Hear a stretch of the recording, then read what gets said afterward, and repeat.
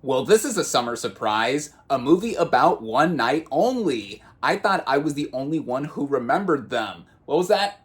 This is not a movie about the British indie rock band? It's about premarital coitus being illegal? Now I feel silly. I'll just keep rewatching the music video for Say You Don't Want It. Emma Watson, my first celebrity crush. 10 points to Gryffindor! What is up, everybody? Random Man here, bringing you my review for One Night Only. Now, the plot of this romantic comedy follows two New Yorkers who are searching for love on the one night of the year when sex is legal. Going into this movie, I had some curiosity about it because of the concept that I just briefly went over right now, as this sounded like The Purge, but for single people, where for 12 hours a year, sex is legal for single people as it is outlawed for them. Only married couples are allowed to have that kind of action every other time of the year from what it looks like. And with the two leads and the director at the helm, I was interested in seeing it. The director of this film is Will Gluck, whose only film that I've seen prior to this one that he has directed is Easy A from 2010, a movie I really like and probably still has my favorite film performance from Emma Stone, for which she got a Golden Globe Award nomination. And now with One Night Only, it's taking it a bit further into kind of dystopian or post-apocalyptic type material, which I'll get into somewhat. But starting out with the cast and their performances, we have Callum Turner as Owen. Prior to this movie, I've only seen him in a couple of other projects, notably him playing the brother of Newt Scamander, speaking of Harry Potter, again, in the last two Fantastic Beasts movies. He's more prominent in the third one, I think, The Secrets of Dumbledore. He is now also Mr. Dua Lipa, so congratulations to him on his recent marriage, and he's also in talks to play James Bond, or at least is in the front of the running from what I recall. But anyway, I thought he was fine in those Fantastic Beasts movies, and here I thought he did as well of a job as one could do with this kind of role. Specifically, his character gets dumped by his girlfriend on this one night a year where sex is legal for 12 hours for single people, and he's just going around trying to literally find some loving. And yeah, he seems like a very capable, strong guy who is able to probably get satisfaction or pleasure from whatever he is looking for here, but he constantly runs into Allie, played by Monica Barbaro. She is a commercial singer. Owen is a pizzeria owner, so they meet in different moments of the movie. Their first moment is literally outside of the moment where Monica Barbaro's Allie is literally going out for the night, and Barbaro is an actress who I've really come to like over the years. She first got my attention in Top Gun Maverick, my favorite movie from that year, and then more recently, she got an Oscar nomination for playing Joan Baez in A Complete Unknown. And here, I thought she lights up the screen as well, and with the whole thing that she has in being a commercial singer, she sings all these popular songs or covers them, but the lyrics get changed up to match the theming and the setting that the movie takes place in, given the whole sex is only legal for single people for 12 hours thing. And the chemistry between herself and Callum Turner, I thought worked well. Like I said, they're constantly bumping into each other the entire night, trying to find their own form of loving or getting some. I swear I'm not going to try to do these puns on purpose, but with them running around and just trying to go and see what they're able to do, that's obviously the main through line of this movie, and them possibly blossoming up a relationship of their own. You'll just have to see the movie to find out. And then the supporting cast here includes the likes of Molly Ringwald, who plays the mom of Owen, and the screen time that she has with LeVar Burton as her partner, I thought were pretty funny. It was funny just seeing LeVar Burton show up anyway and just doing this kind of role. And then speaking of singers, we have King Princess as a friend to Allie, who quickly ditches her early on in the movie after she finds her own form of loving. And then there's Maya Hawke,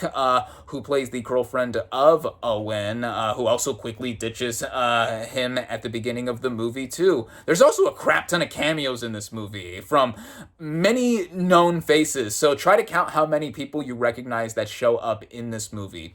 All in all, I think that the cast here work well, and mainly with Barbaro and Turner just turning in some cute moments together, and with the writing of this movie. The whole concept of this movie, like I said, seemed interesting because it's basically taking the idea of a purge-like situation that at least the country of the United States is going through, where sex is only legal for 12 hours for single people, and the rest of the year, basically everyone has to become chaste and just promote abstinence or whatever with it. And the movie begins with opening text that lays out the whole basic idea of this movie, and sprinkled in between, we get bits of backstory as to what happened prior to the events of this movie starting, and having it all just be laid out there. And of course, the bulk of this movie is just this night of our two main leads trying to, get the rocks off, basically, and eventually finding themselves in many situations where they are together face to face and stuff.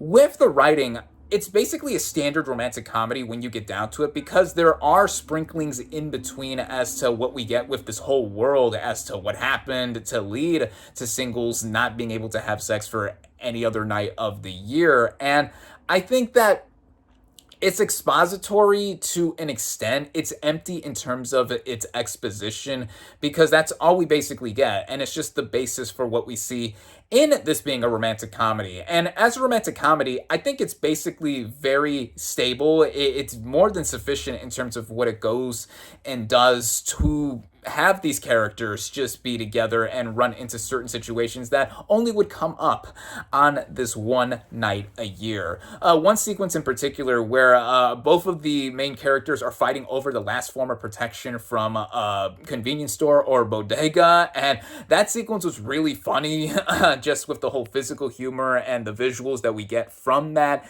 And visually all around, what I have to mention here, like in the background, like I said, we get a bunch of iconography and just very clear detailings that sex is only legal one night a year. And in the background, of course, people are eating each other's faces and just trying to get some as well too, while these two characters are running around New York City just looking for their own form of that. And the direction by Will Gluck, I think, works well enough as well too, just like the performance is. Pretty routine, pretty well in terms of how this movie didn't look that expensive to make, aside from shooting all around New York City and seeing different locations that one would be in. We get into the pizzeria that Owen runs for brief moments, and then different parties or venues that these characters eventually go to or trying to, enjoy their night, basically.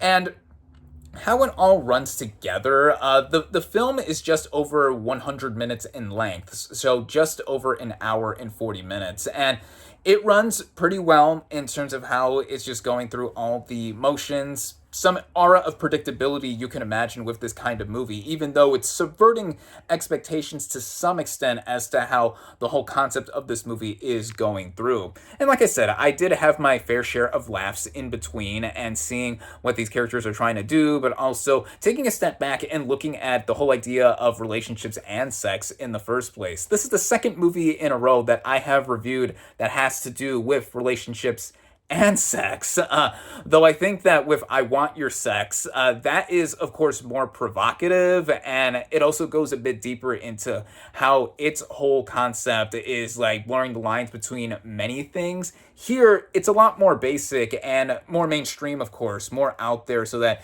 it's easy to digest. I mean, this movie's not that graphic in terms of showing the actual acts on screen. There is quite a bit of nudity throughout, but it's tastefully done more or less because it's also done to a comedic extent. But in any sense, I think that this movie didn't do as much as I expected with its concept, and if you're just looking for a romantic comedy, you're going to get that here with a bit of an edge or twist given what this movie is about in terms of only having single people have sex for one night out of the year. And Yeah, I think that all in all, it's okay. I think that you could do worse than seeing something like this and just having it pass the time, and also it having some merits to it, like the performances at the core as well. So, with that, I feel like the movie is going to get lost in the shuffle anyway because The Odyssey and, of course, Spider Man Brand New Day are still dominating the box office right now. But if you have already seen those movies and you're looking for something else to go ahead and just sink your teeth into at this point in the summer, like I said, you could do worse than One Night Only, and I cautiously recommend it. With all of that being said, my final verdict for One Night Only is 3 out of 5 stars. Thank you all, as always, for watching. Be sure to like this video, comment on what you thought of One Night Only. Social media links in the description. Subscribe to my channel for more, and I'll catch you on the next movie review.